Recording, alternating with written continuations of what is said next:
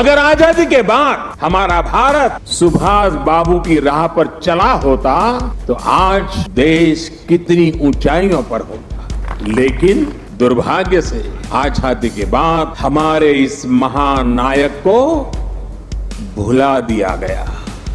India gate के पास नेताजी सुभाष चंद्र बोस की 28 feet ऊंची मूर्ति का अनावरण करते हुए पीएम मोदी ने कहा कि यह दुर्भाग्य है कि आजादी के बाद हमारे इस महानायक को भुला दिया गया, उनके विचारों को, उनसे जुड़े प्रतीकों तक को नजरअंदाज किया गया। लेकिन क्या वाकई ऐसा है? अपने दिल पर हाथ रखकर बताइए कि क्या वाकई देश के लोगों के दिमाग से, उनके विचारों से नेताजी को मिटा दिया गया? दोस्तों, मुझे जितना याद है, बचपन से 15 अगस्त हो, 26 जनवरी हो, जब भी स्कूल में कोई प्रोग्राम होता था ना, तो हम बच्चे या तो महात्मा गांधी या फिर सुभाष चंद्र बोस के गेटअप में ही प्रोग्राम किया करते थे। आज भी आप देखिए अपने आसपास बच्चों में जितना क्रेज नेताजी सुभाष चंद्र बोस को लेकर होता है ना, उतना तो नेहरू को लेकर भी नहीं होता। जब देश को आजादी मिली तब तो नेहरू का एक छत्र राज था ना, राजनीतिक तौर पर उनसे ताकतवर कोई नहीं था। वो चाहते तो नेताजी की विरासत का नामो निशान मिटा सकते थे, ऐसा कि हमें पता भी नहीं होता कि नेताजी जैसा कोई नेता भी है। लेकिन हमारी किताबों में हम पीढ़ी दर पीढ़ी आजाद हिंद फौज के संस्थापक नेताजी सुभाष चंद्र बोस की वीर गाथाएं पढ़ते आए हैं। तुम मुझे खून दो, मैं तुम्हें आजादी दूंगा। ऐसा कौन सा बच्चा है इस देश का जिसे ये नहीं पता कि ये अलगार नेताजी ने देकर देश की आवाम की रगों में उस वक्त देशभक्ति की लहर दौड़ा दी थी। तो फिर पीएम मोदी ने ऐसा क्यों कहा कि नेताजी को भुला दिया गया है?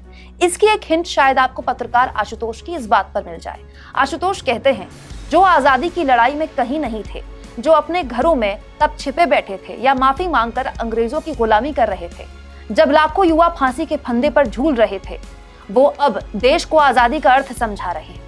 दोस्तों, ऐसा क्यों है कि पिछले 8 सालों में बार बार या तो नेहरू या गांधी के लिए बुरा भला कहा जाता है, या फिर कहा जाता है कि पटेल और नेताजी को लेकर उतना सम्मान नेहरू ने या गांधी ने उनको नहीं दिया, इतिहास ने उनको नहीं दिया जितना उनको देना चाहिए। इतिहासकार अशोक कुमार पांडे इंदिरा गांधी की एक पुरानी तस्वीर शेयर करते हुए इसका जवाब देते हैं।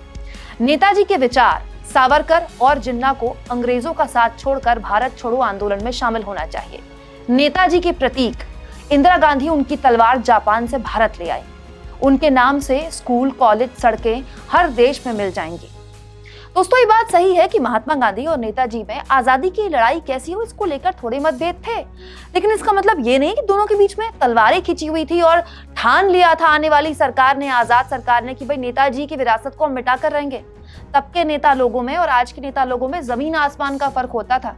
वैचारिक मतभेद होने के बाद भी सबका मकसद एक था, भारत की आजादी, जिसके लिए सबने अपने अपने लेवल पर योगदान दिया।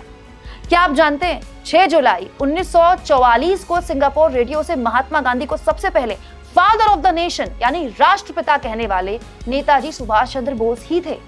अपने उस प्रसारण में नेताजी ने कहा था, भारत की आजादी की आखिरी लड़ाई शुरू हो चुकी है। आजाद हिंद फौज हिंदुस्तान की धरती पर लड़ रही है, सारी दिक्कतों के बावजूद आगे बढ़ रही है। ये हथियारबंद संघर्ष तब तक चलेगा जब तक ब्रिटिश को देश से उखाड़ नहीं देंगे। दिल्ली के वायसराय हाउस पर तिरंगा फहरेगा। पल भर की खामोशी के बाद नेताजी ने जो कहा वो इतिहास में दर्ज हो गया। राष्ट्रपिता, हिंदुस्तान की आजादी की लड़ाई में हम आपका आशीर्वाद मांगते हैं। यानी सुभाष चंद्र बोस ने न केवल महात्मा गांधी को राष्ट्रपिता कहा बल्कि आशीर्वाद भी मांगा। यही नहीं, महात्मा गांधी ने भी नेताजी की खूब तारीफ की है, सार्वजनिक तौर पर की है।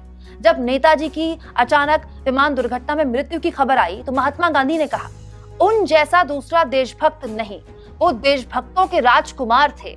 आजाद हिंद फौज का जादू हम पर छा गया है। नेताजी का नाम सारे देश में गूंज रहा है।